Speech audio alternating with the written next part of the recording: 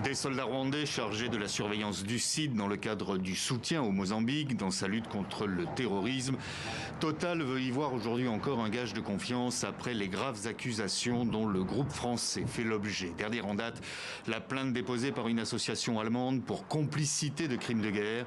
Selon l'ONG, il y a 4 ans, Total finance des soldats mozambicains pour assurer la sécurité de son projet gazier. On a des éléments aujourd'hui qui nous permettent d'affirmer de manière certaine et qui sont dévoilés par Total Energy elle-même que l'entreprise finançait directement ces soldats, qu'elle fournissait du matériel et des équipements à ces soldats, et par ailleurs qu'elle était au courant des risques de commission de violation des droits humains par ces soldats eux-mêmes qu'elle employait pour assurer la sécurité de son site.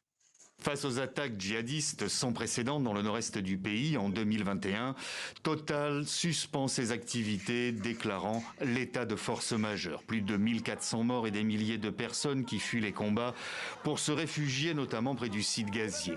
Et c'est à ce moment que le pire aurait été commis. Ce qu'on sait, c'est que ces civils fuyaient les attaques d'Al-Shabaab, ont été interceptés par l'armée mozambicaine et auraient été accusés par l'armée mozambicaine et par les membres des forces armées spéciales d'appartenir à Al-Shabaab. Et ce serait au nom de cette raison qu'ils auraient été arbitrairement détenus et torturés durant plusieurs semaines sur des conteneurs à l'entrée du site de Total Energy. Et sur les près de 300 civils détenus, plusieurs auraient été victimes de disparitions forcées. Le mois dernier, Total a levé l'état de force majeure et peut reprendre les activités de son projet de 20 milliards de dollars.